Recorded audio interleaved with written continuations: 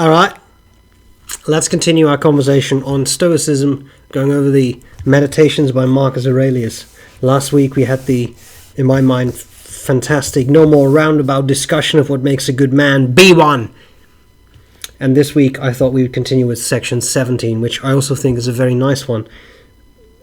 Surprisingly poetic, I think, for Marcus Aurelius, who often was very much to the point. Section 17. Keep constantly in your mind an impression of the whole of time and the whole of existence, and the thought that each individual thing is, on the scale of existence, a mere fig seed, on the scale of time, one turn of a drill. Time often beats us. I am at the cusp of turning 36, which is the wrong end of 30, or at least 35. And I was confronted with that. I think it was kind of a funny story. I was reading a chapter in a textbook today, and the authors described research from 1975. It's a textbook that just came out just in November in 2020. 1975, and they said this research is 40 years old. And 40 years old always sounded quite old to me.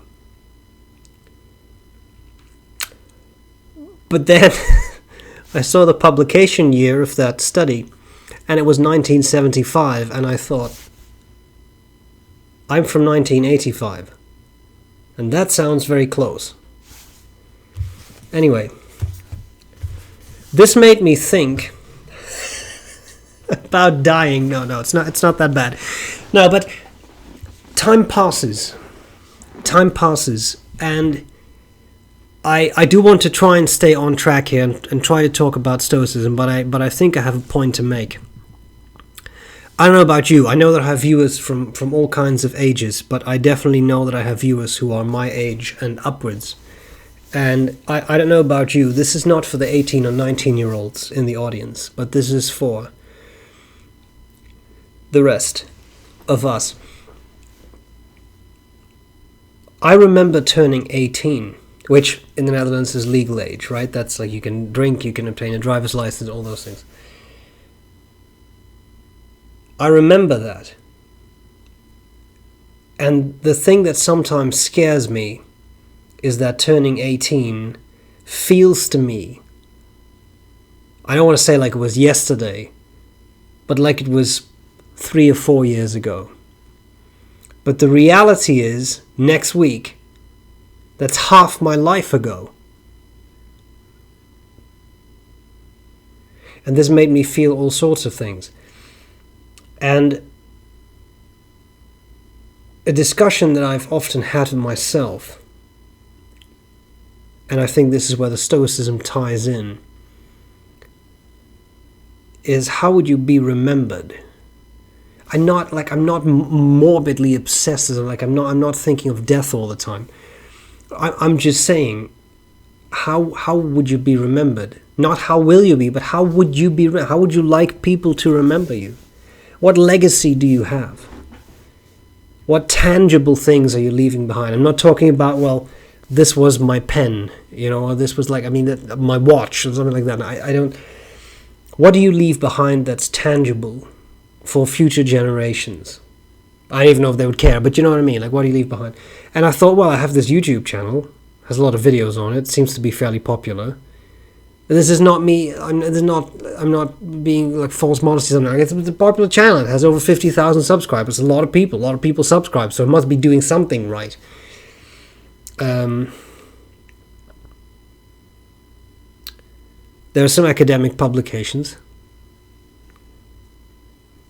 People read publications from the late 1800s sometimes, so I guess they'll be around for a while. But I think most important to me is to be remembered as a good people. as a good person, sorry. As a good person. Everybody has flaws, I have flaws. But I would hope that when I died, people would not say, well, he was just intolerable. Incredible, use your favorite unpleasant word. And so that's one part of this. And I think that if you keep that in mind, that's not morbid, but it's more a matter of you work towards your legacy. You work towards what you're leaving behind. How people will remember you. Because how they will remember you is determined by how you act now. Today, and tomorrow, and next week.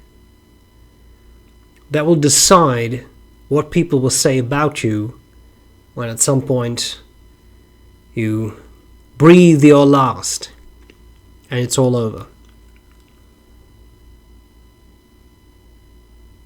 And what I really like about this particular passage of Marcus Aurelius is the ephemeral nature that he describes. Consider any existing object and reflect that it is even now in the process of dissolution and change.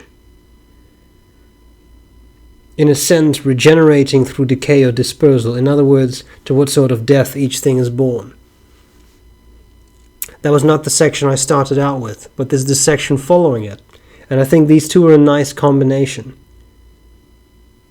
First we have this, I'll repeat that one. Keep constantly in your mind an impression of the whole of time and the whole of existence, and the thought that each individual thing is, on the scale of existence, a mere fig seed, on the scale of time, one turn of a drill. Even when you think about your legacy and you try to leave behind something, right, which even if that is your friends, whoever you leave behind will say, he was a good person. She was a good person. I could count on them. Could rely on them. Their yes was yes, their no was no. I think that in itself would be a great accomplishment. But at the end of the day, I know scientists, mentors, who have published 60, 70, 80, 90, 100 papers. And they will die too, right? They'll just pass away. And I think from that perspective, yes, you are a fig seed. You are, how did he put it? One turn of a drill in time, right? Like, think of how little time you have. Even if I live to be 100 years old, let's just pick a round number, 100 years old, and I die, then think of the 14 billion years that the universe has been around. How much do you think those 80 years or 100 years have really amounted to? Like, what has it really done? And there was the second passage. Consider any existing object and reflect that it is even now in the process of dissolution and change, in a sense regenerating through decay and or dispersal, in other words, to what sort of death each thing is born. I don't think this is a macabre way of looking at things. I think it's a very nice way of looking at things. Death as a cycle. You go back to what you came from, turn back into molecules that get dispersed, and you remain part of the universe, just in an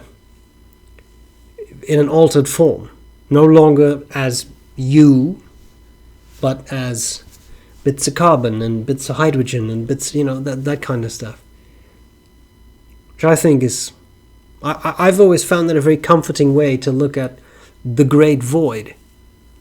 You remain a part of the universe. And from that perspective, you've never truly gone. You've just shifted into a different constellation, really, of atoms. Anyway, I don't know if this was a incoherent, rambling, strange story, but these were just some thoughts that were in my mind that I thought actually tied together fairly well with some of the Stoic stuff that Marcus Aurelius is talking about here. And yeah, just some thoughts. Food for thought, maybe. Let me know how you feel. Let me know how you experience getting older. I know I'm not old, but I'm older. I'm not 18 anymore. And it's okay. Many experiences. Hope this was useful. Leave me a comment, and I'll gladly see you next week. Bye.